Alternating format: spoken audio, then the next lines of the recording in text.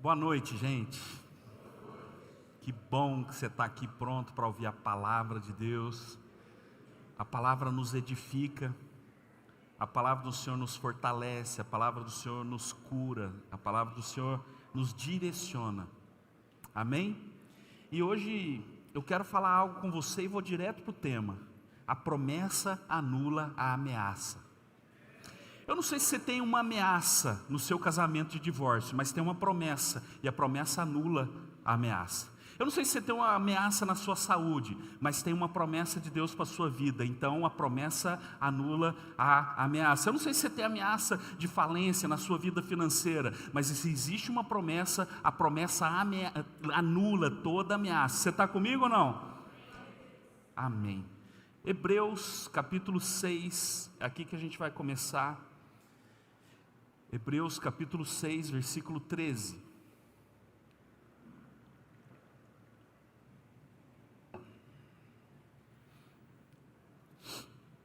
Quando Deus fez a sua promessa a Abraão, por não haver ninguém superior por quem jurar, jurou por si mesmo, dizendo: esteja certo de que o abençoarei e farei numerosos os seus descendentes.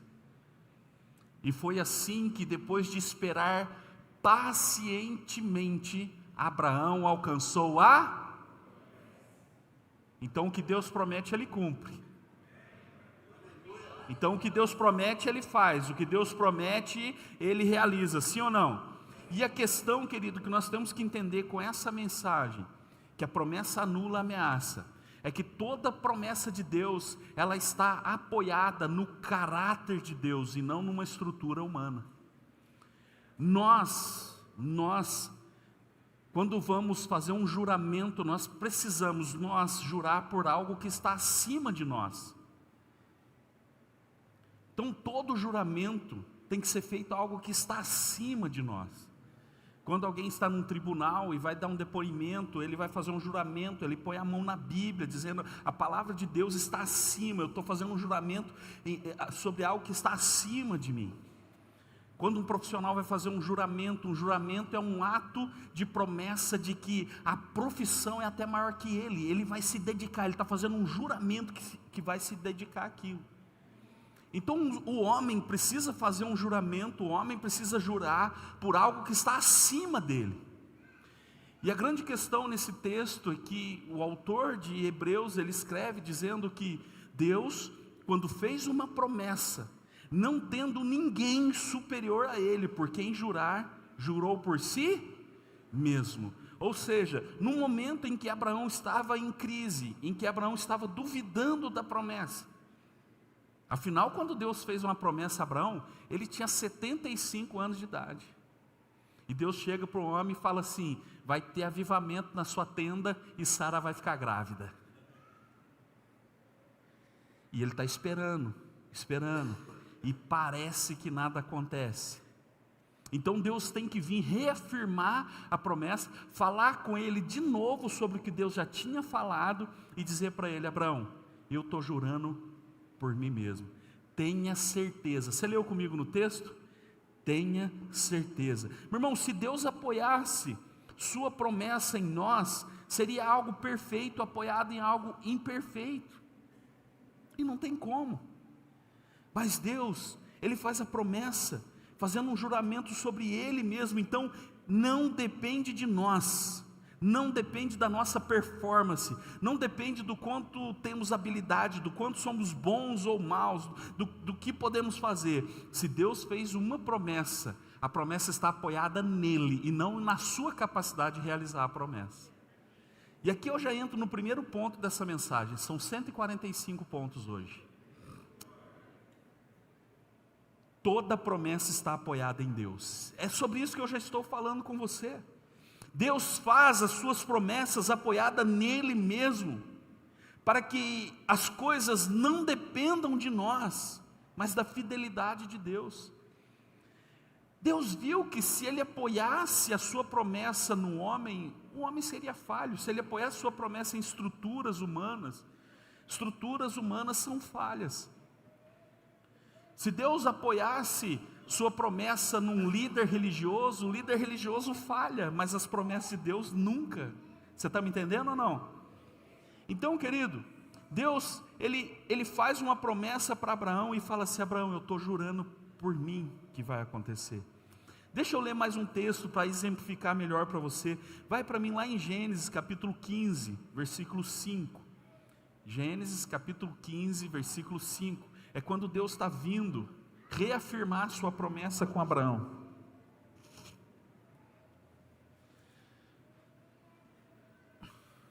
Volta no 4, fazendo um favor.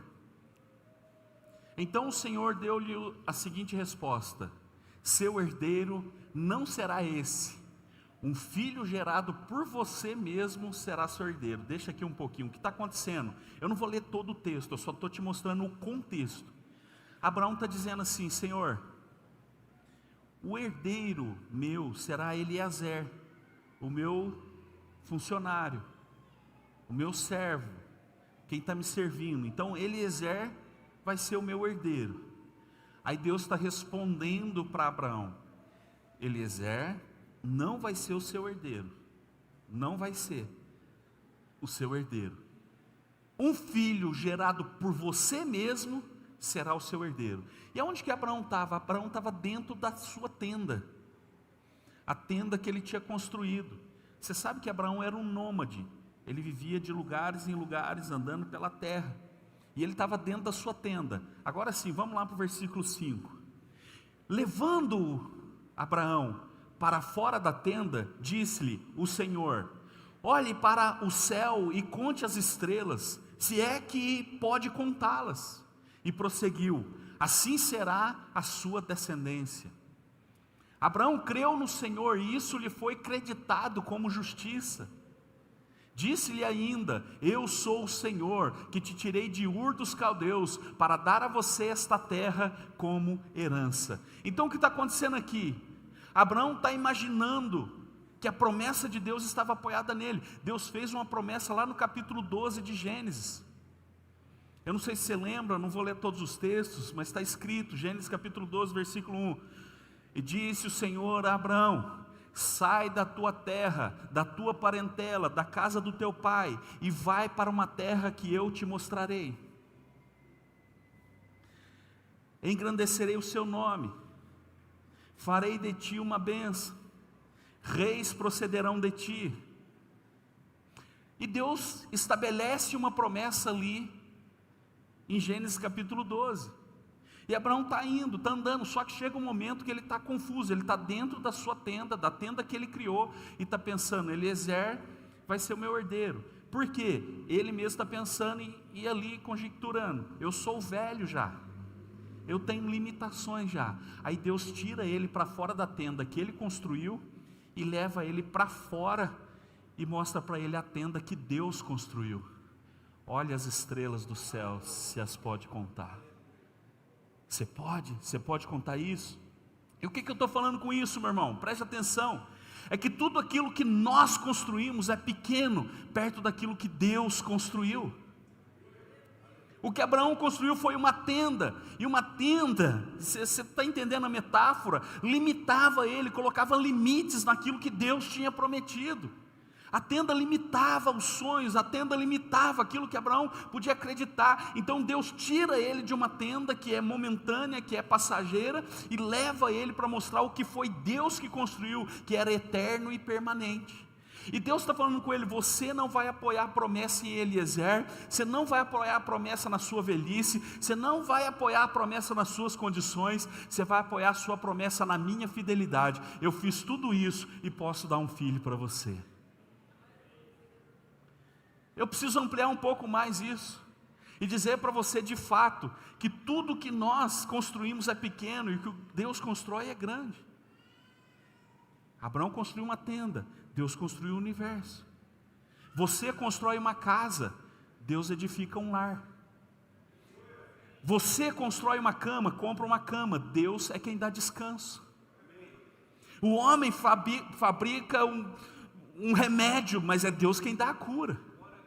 O homem dá treinamento e ensino, mas quem liberta é o Senhor.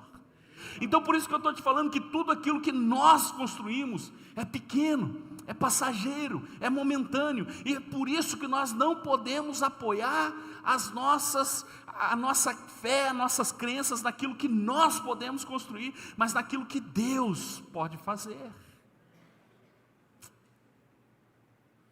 Deus faz a promessa, reafirma a promessa e coloca Abraão para fora daquilo que limitava ele. Sai, Abraão, para fora, para você ver o que eu posso fazer na sua vida. Tudo o que nós podemos fazer, meu irmão, está sujeito às condições. Eu sei que você crê em Deus, eu sei. O problema é que às vezes nós não cremos que é possível que uma promessa se cumpra para nós. Eu não estou dizendo todos, mas nós já fomos tão feridos com promessas, que a gente pensa o quê? Ah não, eu estou aqui, estou louvando a Deus, Deus é bom, Deus é Pai, eu sei disso. Ah, mas quando você lê algo aqui na Bíblia, que você pode tomar posse como uma promessa de Deus para você, você vai dizer assim, ah, mas para mim não, né, eu não tenho estudo. Ah, para mim não, né, eu sou lá da Nhu.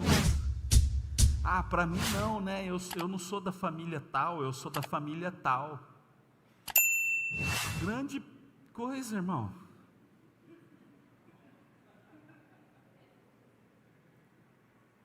Mas só que, o que a gente faz? A gente está acostumado a apoiar a promessa em nós. Eu já falei isso aqui e vou repetir. Você faz uma promessa para alguém, mas você está condicionado ao tempo. Você pode prometer algo para sua esposa e de repente você não conseguir. Você pode prometer levar ela para jantar, e aí só que foi a correria, atrasou, demorou o serviço, e aí você chegou em casa com a pizza. Você pode prometer para o seu filho que vai levar ele na praia, só que você esqueceu que Ubatuba chove 7 dias por semana, e está chovendo, você vai levar na praia. Você cresceu ouvindo promessas, tipo assim, ó, na volta nós compra. E aí a gente condiciona as promessas de Deus para nós, nessa perspectiva humana, de que, tá, Deus prometeu, mas só se eu for bonzinho. Ei, agora eu mexi num negócio aqui. Não, Deus prometeu, mas se eu for bonzinho, Ele vai cumprir. Meu irmão, não existe nada que você faça de bom que Deus te ame mais, como não há nada de ruim que você faça que Deus te ame menos. O amor dele é incondicional, o amor ágape. Mas isso faz com que eu viva de qualquer jeito? Não, porque quem é amado e sabe que é amado, vive em fidelidade, vive em honra. Se você tem consciência do quanto você é amado, meu irmão, o amor lança fora o medo. A Bíblia diz, o amor lança fora tudo isso. Quando você sabe que é amado. Só que a gente acha que se a gente for bonzinho, por que a gente acha que se a gente for bonzinho Deus vai cumprir? Porque você também escutou isso, se passar de ano vai.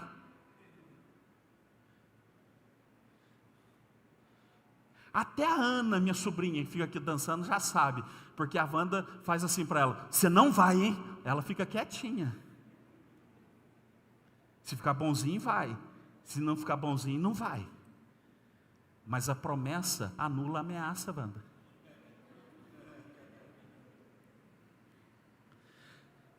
A gente cresceu com isso. O pastor está errado. Não, eu faço isso também, gente. A gente só não pode confundir Deus com o homem.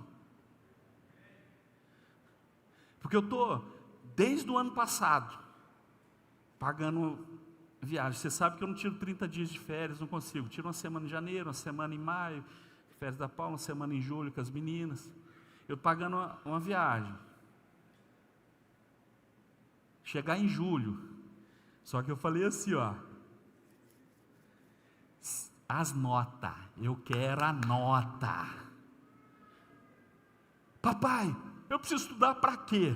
Foi para nada, estudo não resolve a vida de ninguém. Mas você precisa estudar para você saber o que você vai ser na vida. Papai, pastor, minha filha chama de pastor. Papai, mas e se eu não quiser estudar e quiser trabalhar? Eu falei, beleza, apresenta o projeto, se for bom, se for prosperar com isso, resolver problemas dos outros, não precisa mais estudar não. Então tá bom. Aí passa uns dias, cadê o projeto? Papai, acho que eu vou estudar. Beleza, cara. Estuda, é bom para você. Então vai viajar comigo? Vai. Nota, cadê a nota? Sou ruim? Não, eu incentivo. Só que, cara, presta atenção no que eu estou pregando para você. Deus olhou para Abraão e fez uma promessa e falou assim: Abraão, eu estou jurando por mim mesmo.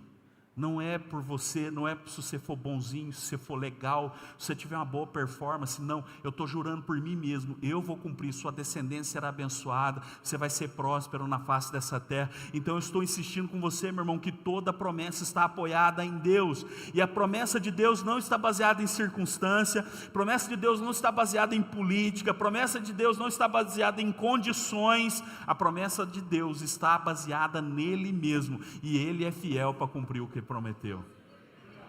Deixa eu ler mais um texto, Hebreus capítulo 10, versículo 22, por favor.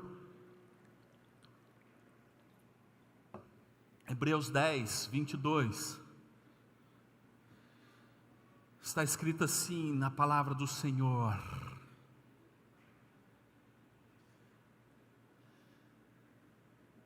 um coração cantando aleluia,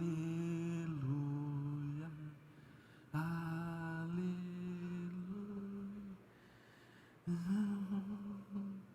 Meu irmão, Deus não vê problema em um coração fragilizado. Deus tem problema com hipocrisia. Amém? Olha só. Assim, aproximemo-nos de Deus com o coração o quê? Sincero. Deixa o texto aqui.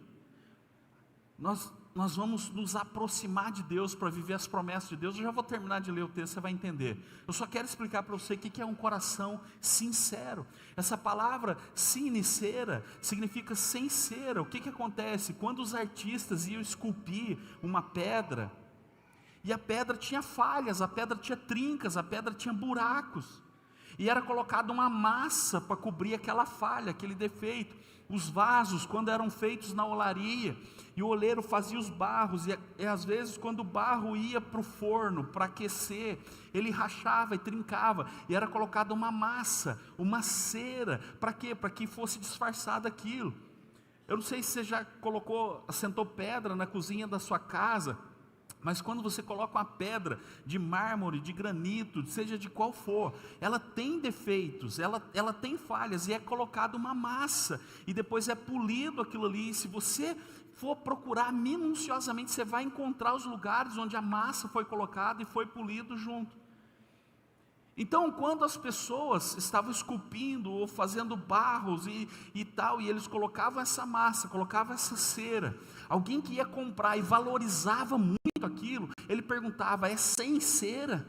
Para ele saber se aquilo ali tinha defeito ou não, se foi acrescentado cera ou não, se foi acrescentado massa ou não. E aí, sabe qual é o nosso problema? Sabe o que Deus está falando? Quando nós vamos nos aproximar deles, tem que ser com o coração sem cera, meu irmão, porque Ele já sabe as mazelas que a gente carrega, pelo amor de Deus. Não adianta a gente chegar para orar e falar com Deus com o coração, meu irmão, zoado em relação ao nosso irmão. Não adianta você ir orar para Deus se você vive brigando e discutindo com a sua esposa. A Bíblia diz o seguinte, que as orações são impedidas quando a gente está em discussão com a esposa. Então, homem, arruma, organiza a casa, seja mais flexível, tenha um coração mais maleável. Mulher, fica mais tranquila. A Bíblia diz em Provérbios que é melhor dormir no eirado do que com uma mulher rixosa. Pastor, explica o que é dormir no eirado. na casinha do cachorro. A Bíblia diz assim: é melhor dormir na casinha do cachorro do que com a mulher rixosa. Ainda bem que vocês são santas, filhas.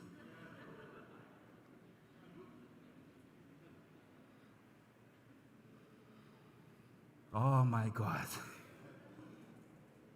Então a gente tem que começar a ser sincero.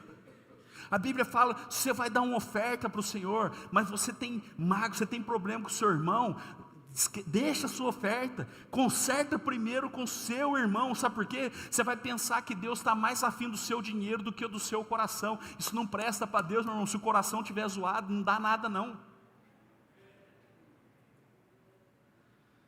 Eu não olho na cara desse irmão. Ai, não vou olhar na cara daquela irmã. Veio com a blusinha igualzinha a minha.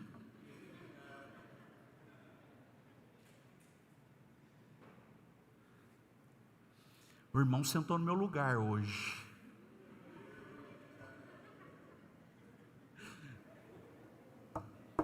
Sinto Deus me usando.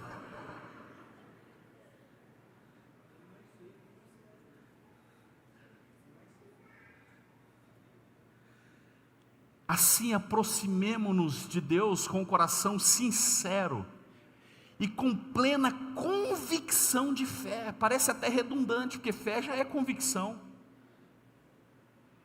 Tendo os corações aspergidos para nos purificar de uma consciência culpada e os nossos corpos lavados com água pura. Apeguemo-nos com firmeza à esperança que professamos, pois aquele que prometeu é fiel. E consideremos uns aos outros para nos incentivarmos ao amor e às boas obras. Não deixemos de reunir-nos como igreja, segundo o costume de alguns, mas procuremos encorajar-nos uns aos outros, ainda mais quando vocês veem que se aproxima o dia. Porque será que eu não posso deixar de congregar, como é costume de alguns, mas procurar encorajar uns aos outros? Como que você vai encorajar alguém quando você está precisando? É que os versículos anteriores estão dizendo que aquele que tem uma firme convicção de fé, que se achega pronto para ouvir Deus, ele já carrega no seu coração a certeza, a convicção de que Deus é fiel para cumprir o que prometeu. Então quando você vai apoiar um ao outro, sabe o que é? É você estar dizendo assim: o que Deus prometeu está garantido, eu vou te ajudar, meu irmão, nós vamos junto e Deus vai fazer na sua vida. Comigo está garantido, meu irmão, eu creio, Deus falou, eu já me apropriei do que Deus falou, eu já tomei posse do que Deus me falou, eu já me apropriei daquilo que é a promessa de Deus para a minha vida, para o meu casamento, para a minha família. E agora o que eu faço? Agora nós ajudamos uns aos outros, para que todos possam ser edificados no amor de Deus. Então Ele é fiel para cumprir. Só que o versículo ali, 24, fala que o problema é que nós estamos com o coração carregados de culpa. E nós precisamos ser lavados com água. Para sermos lavados da culpa, meu irmão. Porque senão, quando uma promessa vem, a gente fica assim: mas será que vai acontecer? Eu pisei na bola. Será que vai acontecer? Eu não tratei bem minha esposa, será que vai acontecer? Eu não tratei bem meu marido. Ah, tá bom, tem uma promessa de Deus, que eu e minha casa serviremos ao Senhor. Mas a gente está assim, brigando muito, a gente está até pensando em assassinato.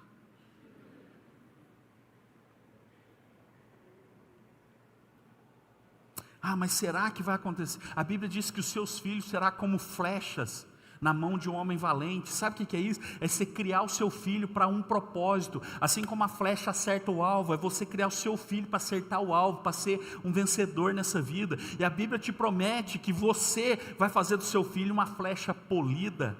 E aí quando você olha às vezes para o seu filho, você fala: será? Não, meu irmão, vai acontecer. Por quê? Porque é uma promessa de Deus, e você se apropria. O problema é que a gente vem carregado de culpa às vezes, por falhas, por pecados, por coisas que fizemos de errado. Então a gente pensa assim: como que essa promessa vai ser cumprida se eu estou assim assado, se eu faço isso, aquilo? Eu vou insistir com você: toda promessa está apoiada em Deus, não em você. Segunda coisa que eu quero te falar: diante de uma promessa, toda ameaça perde o poder. Diante de uma promessa, toda ameaça perde o poder. Meu irmão, ameaça tem poder, tem ou não tem? Se você falar para mim que não tem, é porque você nunca foi ameaçado.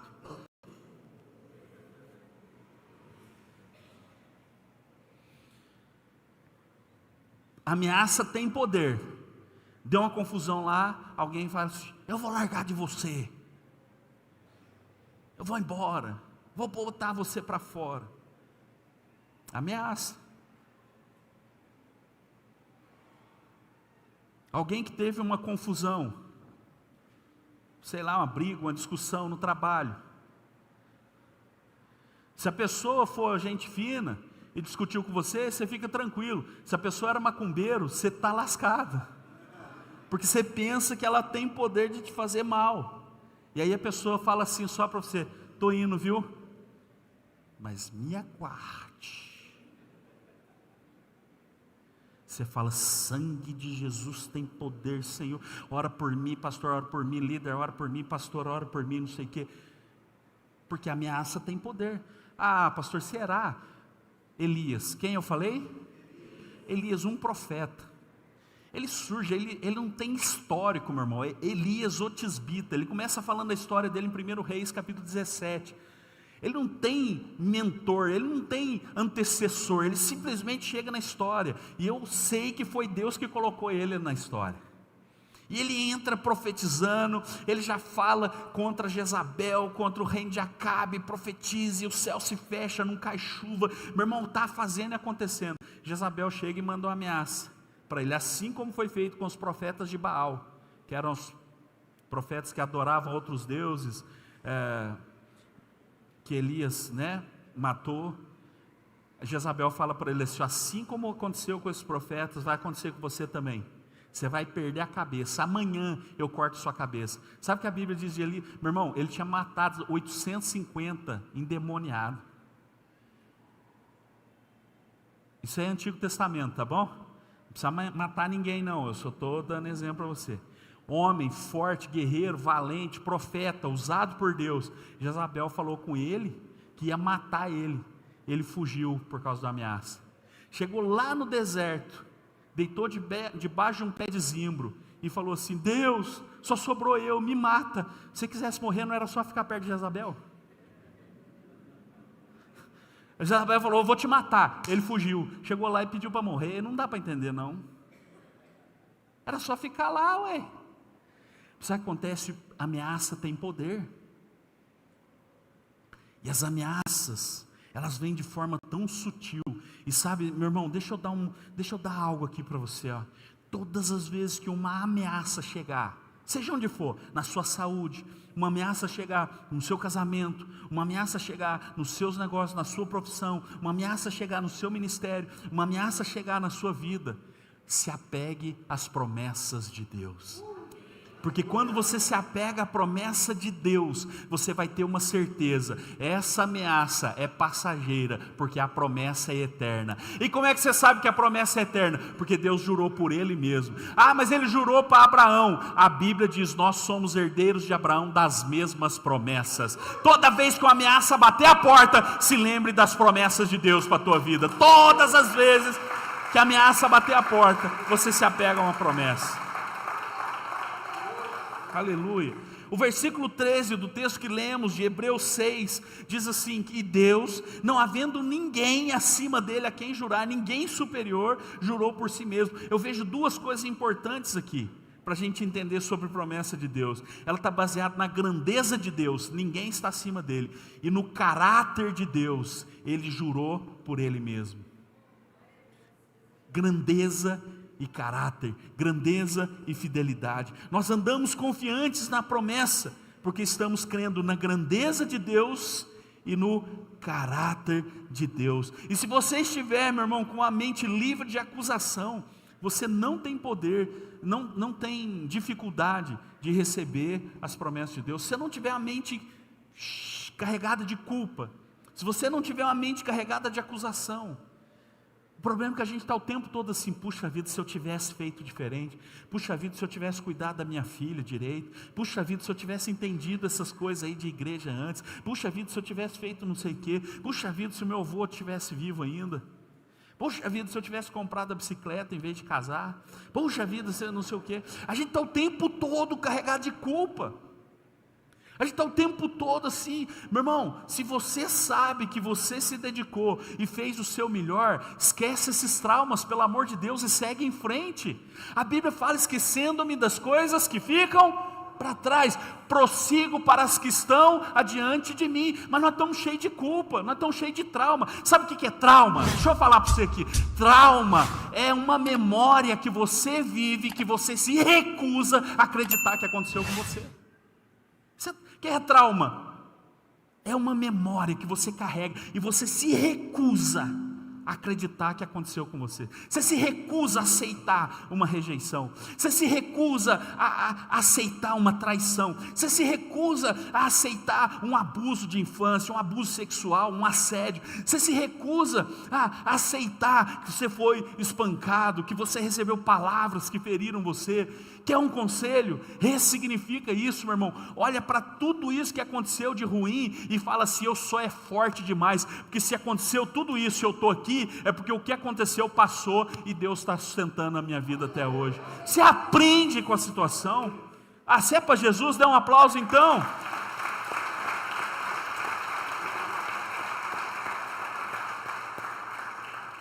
Não dá. Senão a gente vai viver cheio de culpa, cheio de trauma. É por isso que a Bíblia está falando em Hebreus, onde eu li com você, lavando a nossa consciência de toda a culpa. Perdoa logo, meu irmão, sai mais barato. Perdoa, sai mais barato. Libera o seu coração. Com uma mente renovada e purificada, você não tem motivos para duvidar. Se você não tiver a mente cheia de culpa, você não tem motivo de duvidar que Deus pode fazer na sua vida. E Ele vai fazer. Ele vai fazer. O que a palavra está nos ensinando hoje é isso, meu irmão. Que nós não temos motivos para não acreditar, porque Deus jurou por Ele mesmo. Quando Ele fez a promessa, Ele fez por Ele, jurou por Ele, porque Ele é superior a tudo e está acima de todos. Conselho: quando você estiver vivendo algo que não tem a ver com o que Deus te prometeu, pastor, eu nem sei o que Deus me prometeu. Então você está lendo pouco a Bíblia. Ou você está esperando a irmãzinha do coque vir prometer alguma coisa para você e vai falar que é Deus que falou. Nada contra a irmãzinha do coque. Vem coque em nós. Nada contra. O que eu estou falando para você é que as promessas de Deus já estão em sua palavra. Quando Deus usar alguém, nunca será, meu irmão, diferente do que já está escrito na palavra de Deus, pelo amor de Deus. Nunca vai ser diferente. Então, se você não conhece promessas de Deus para a sua vida, você precisa ler mais a Bíblia. Por que, Urânio? Porque quando a ameaça chegar, e quando eu estiver vivendo algo que não tem a ver com o que Deus prometeu, eu vou apenas descansar, porque eu vou dizer: isso não faz parte da promessa, então eu sei que vai passar, porque a promessa aqui é eterna. Deus falou com Abraão: sai da tua terra, da tua parentela, vai para uma terra que eu te mostrarei.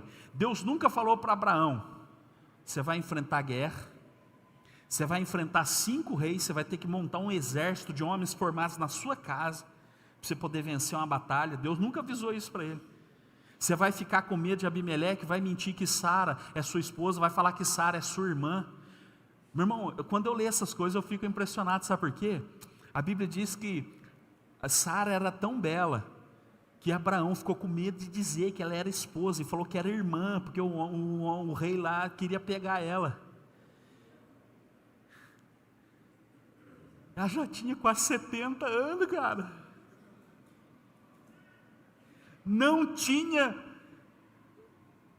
como é que chama? Jequiti.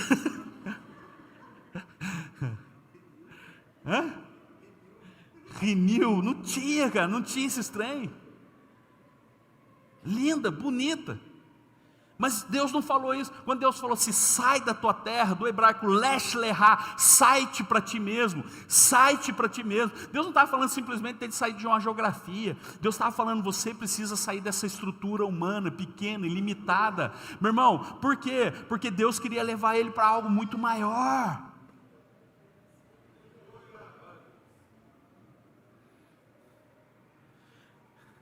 Quando Deus prometeu que Davi ia sentar no trono, Deus não falou para Davi sobre Golias, Deus não falou para Davi sobre os filisteus, Deus não falou para Davi que ele ia enfrentar Saul, que ia tomar, meu irmão, lança-se, que teve lança para matar Davi, que fincou na parede de pedra, para você ter uma ideia. Deus não falou nada disso para ele. E por que Deus não falou? Porque era passageiro, o que era eterno era a promessa. Quando Deus falou com José que ele ia ser governador, Deus não falou para ele que ele ia para a casa de Potifar, que a mulher de Potifar ia querer fazer uma potifaria com ele, que ele seria lançado lá no cárcere. Deus não falou. E por que Deus não falou? Porque não fazia parte da promessa. E aí você tem promessa e você está vivendo alguma coisa, está dizendo, por que eu estou vivendo isso? Você está vivendo isso porque é passageiro. Deus tem promessas muito maiores. O que você está passando que não faz parte da promessa, vai passar. E a promessa vai permanecer. Eu tenho certeza, não estou brincando com você não. Não estou brincando com você. Não estou. Aleluia. Terceiro e último, você será sustentado no tempo da espera.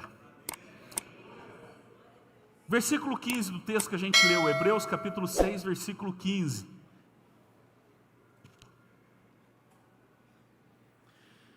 E foi assim que, depois de esperar ansiosamente, Abraão alcançou a promessa. Só o 15, meu filho. Deixa aí só um pouquinho que agora eu vou caminhar para a reta final. E foi assim que, depois de esperar ansiosamente, Abraão alcançou a...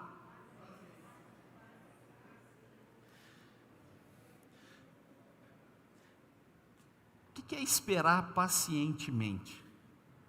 Porque tem jeito de esperar ansiosamente, não tem? Meu irmão, Deus precisa ensinar muito para a gente. A gente não tem paciência de esperar 3 pessoas na nossa frente do caixa do supermercado. Não, a gente não tem. E é interessante que quando já está demorado, quando você já está atrasado, a pessoa, em vez de pagar já logo, já dar o dinheiro e já sair, ou já encostar o cartão lá e já sair, ela começa a abrir o aplicativo. Dá raiva. QR Code, por favor. Ai, não está dando certo aqui. É internet, gente, você está aqui. Ai, meu Deus. Ai, meu Deus. Põe na minha conta aí. A gente não tem paciência. Se a mocinha estiver aprendendo, meu irmão, ela te dá boa tarde, você nem responde. Ah, eu te achei, hoje eu te achei. Você nem responde o bom dia, boa tarde, porque você está nervoso demais. Graças a Deus que acabou o banco, né? Acabou esse negócio de banco, fila de banco e tal, não existe mais isso. Mas, meu irmão, na fila de banco.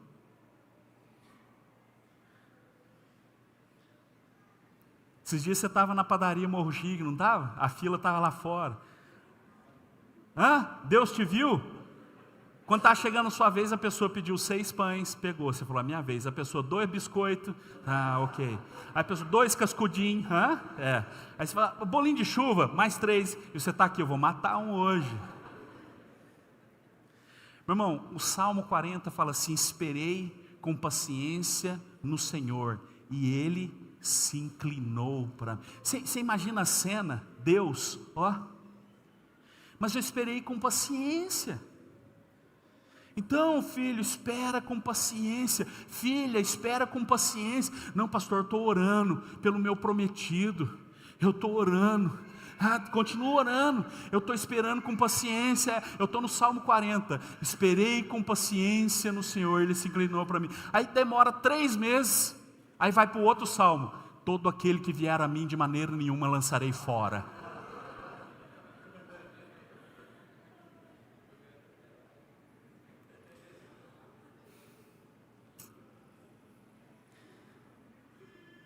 Deus nos sustenta no tempo da espera. A gente tem que saber trabalhar aqui, Às vezes você está chamando de batalha espiritual, você está chamando de demônio, aquilo que você tinha que resolver aqui dentro, ó.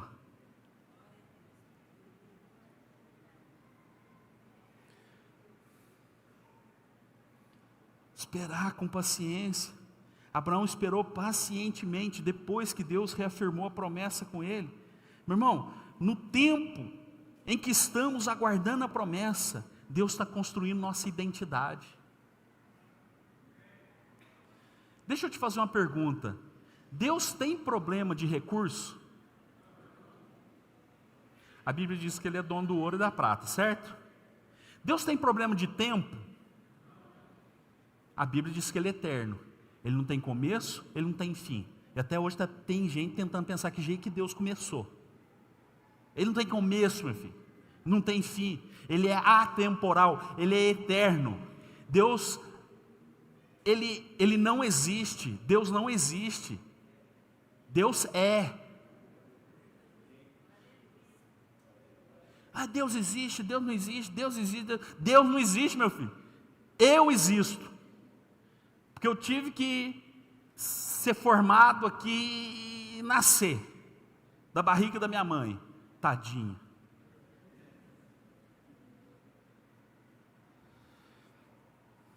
Você existe. Porque tudo que existe ocupa um lugar no espaço. Conceito de existência. Tudo que existe ocupa um lugar no espaço. Essa mesa existe. Você está vendo ela aqui? Ela ocupa um lugar no espaço. Deus está onde? Tudo que existe é temporal, tem começo, meio e fim. Tá bom, Deus começou quando? Deus não existe. Jesus, quando estava discutindo com os fariseus, e Jesus falou o seguinte: olha, Abraão viu o meu dia e muito se alegrou, lá no Monte Moriá. Os fariseus olharam para Jesus e falaram assim: você está doidão? Você fumou o quê? Você nem tem 50 anos e está falando que viu Abraão? Jesus respondeu: antes que Abraão existisse, eu sou. Deus é e acabou. Deus é e acabou.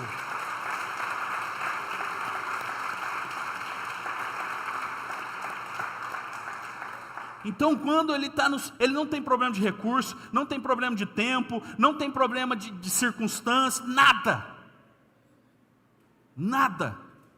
Então por que demora tanto? É porque Deus está formando em nós uma identidade. Quando Deus fez uma promessa para Abraão, ele era Abrão, significa pai exaltado. Quando a promessa se cumpriu, ele era chamado Abraão, o pai de nações. Quando ele foi chamado Abrão, ele era o pai exaltado. E é interessante como que o mundo é, né? Porque ele chama pai exaltado e não tinha filho. Oh, trem doido. E aí Deus fala assim, lá na promessa: engrandecerei o seu nome. Não foi isso que Deus prometeu?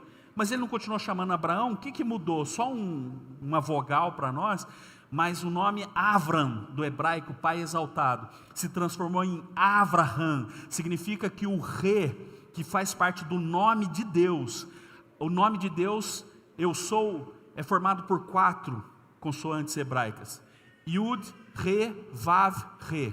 Cada letra tem um significado. O H, que tem esse som, por exemplo, Yud, Re, Vav, Re, Yavé. Esse H, que é o som de Re, ele simboliza Re. Você tem que falar de dentro para fora, significa fôlego, Nefesh, o fôlego de Deus. Então, Abrão, no final, quando a promessa aconteceu, ele já chamava Avraham. O Re de Deus trouxe vida para o pai que era exaltado, agora ser pai de nações. Então Deus está formando uma identidade. Quando Deus fez a promessa, ele estava em Ur dos Caldeus. Quando a promessa aconteceu, ele estava em Canaã, a terra da promessa. Quando Deus fez a promessa, meu irmão, ele não tinha nada, tinha acabado de perder o seu pai Terá, lá em Padã Arã. Ele está saindo com Ló. Quando a promessa se cumpre, a Bíblia diz que ele era o homem mais rico daquela terra. Quando Deus fez a promessa, meu irmão, ele era apenas mais um hebreu. O que é o hebreu? Significa que veio do lado de lá do rio. Ele era só um hebreu. Quando a promessa se cumpriu, ele era o pai da fé. Meu irmão, quando Deus te faz uma promessa, você está numa condição, num estado. quando a promessa vai se cumprir, é porque Deus já trabalhou em você uma identidade. E quando você alcançar as coisas, a promessa se cumprir, você não vai dizer, uau, olha o que eu conquistei. Você vai dizer, uau, olha em quem eu me tornei.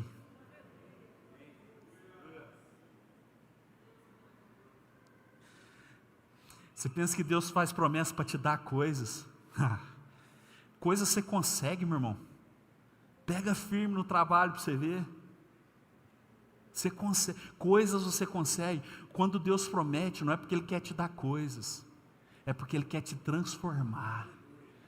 É por isso, meu irmão, que nós temos que entender que uma promessa vai anular toda e qualquer ameaça.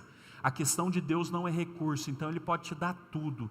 O que está demorando, o que Abraão teve que esperar com paciência, o que ele teve que esperar pacientemente, era até que o caráter dele fosse formado, para que ele se transformasse em um novo homem. Quem me entendeu diz amém.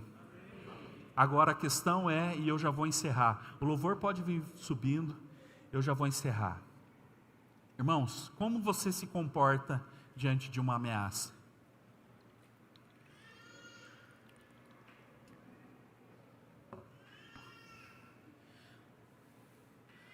Todos nós gostamos de receber promessa. Eu estou te fazendo uma pergunta, não precisa me responder, mas como você se comporta diante de uma ameaça? Porque a gente, meu irmão, a gente às vezes paralisa diante de uma ameaça. Eu já falei com você que Elias paralisou por uma ameaça. Davi fugiu para uma caverna por causa de ameaça. O que sobra para nós, pelo amor de Deus? Então hoje, eu estou aqui tentando comunicar ao seu coração, que você não pare diante das ameaças, que você continue dando passos firmes, passos de fé, em rumo àquilo que o Senhor prometeu para você. No texto que eu li, não vou voltar, mas fala assim, andando firmemente. Em algumas traduções, dando passos firmes. Isso fala de firmeza. Firmeza. Sabe que eu fiz uma metáfora, que eu contei algo que aconteceu comigo, para dar exemplo aqui hoje de manhã. A primeira vez que eu fui passar por uma porta automática, eu não sei quantos anos atrás, mas eu vi que a porta estava abrindo sozinha. Eu vi as pessoas indo, a porta se abrindo e elas entravam. Mas deixa eu confessar uma coisa para você. É lógico que isso é só comigo, tá? Isso é só comigo. Eu fui andando e quando foi chegando perto da porta automática e ela não estava abrindo ainda, eu diminuí o ritmo, eu parei. Eu dei uma disfarçada para ver se alguém vinha antes. Você nunca aconteceu, meu irmão. Quando você foi andar de escada rolante a primeira vez, você nunca deu aquele negócio. Você foi de boa, né? Você nasceu para essas coisas. Primeira vez que eu fui num banheiro lá que tinha que apertar a torneira, eu descochei até arrancar o negócio do parafuso lá e não saía água daquela merda. Depois eu vi o rapaz apertando lá. Sabe quem que ensinou eu ainda? Meu tio, que era surdo e mudo, já faleceu, o tio João. Eu estava indo levar ele para Sorocaba, e eu estou lá coxando a torneira, e sai na minha mão, ele...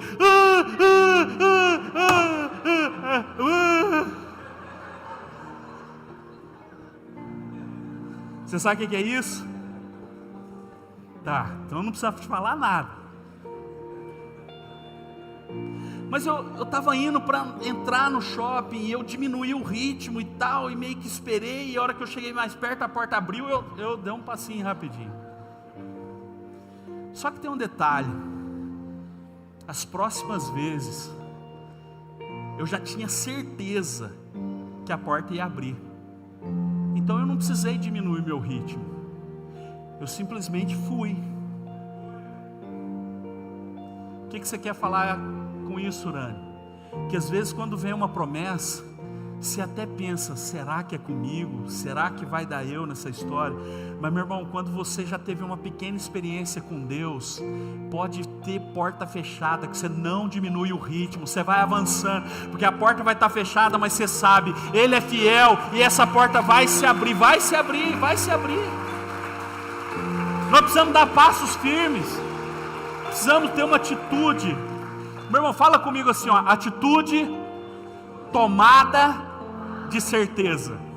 Agora você vai falar toda a frase, atitude tomada de certeza.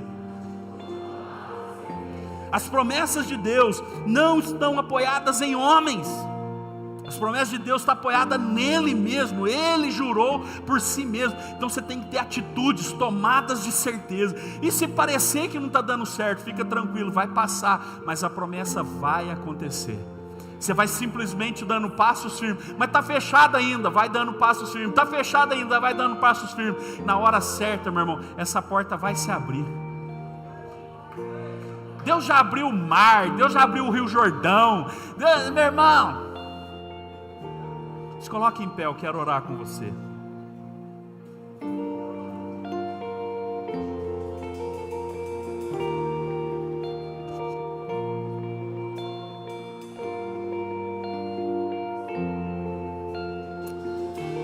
Senhor Jesus, eu quero colocar a tua igreja hoje diante do Senhor, papai. Eu quero colocar, pai, a tua igreja hoje diante do Senhor. Eu sei, pai, que o Senhor tem promessas para cada um de nós que estamos aqui, mas muitas vezes nós pensamos, imaginamos que uma promessa está condicionada ao nosso comportamento, que uma promessa está condicionada, pai, à nossa performance, mas o Senhor jurou por si mesmo, pai, então uma promessa está apoiada em Ti, Senhor, e não em nós. É por isso, pai, que eu profetizo que tudo aquilo que o Senhor, pai, prometeu para esses casamentos, que seja uma realidade, Deus, em nome de Jesus. Tudo aquilo que o Senhor prometeu, pai, para a vida profissional de cada um, para o ministério de cada um aqui, pai, eu creio, Senhor, que já é uma realidade, Deus, que possamos sair daqui nessa certeza. Então, pai, que o Senhor possa, Senhor, realmente ativar a nossa fé hoje dentro de nós, porque muitas vezes as ameaças vêm e nos paralisam, as ameaças vêm, Senhor, e ficamos parados, as ameaças vêm e nós diminuímos o ritmo, as ameaças vêm, Senhor, e ficamos com medo. Mas nessa noite, pai, que possamos ter atitudes tomadas de certeza, atitudes tomadas por fé, Senhor, e possamos continuar avançando, sendo cada vez melhores. A promessa que o Senhor fez não é para nos dar coisa, a promessa que o Senhor fez é para transformar nosso caráter.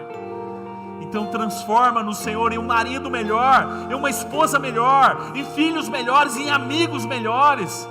Queremos ser, Senhor, realmente, pai, líderes melhores. Queremos ser, Senhor, tudo aquilo que o Senhor nos chamou para ser, pai. É por isso que eu te peço, Senhor, que toda ameaça que foi liberada contra os seus filhos e filhas caiam por terra agora, em nome de Jesus. Ameaças feitas por homens, ameaças feitas por pessoas, palavras que foram ditas ou malditas, eu recolho agora do mundo espiritual, torna essas palavras sem efeito.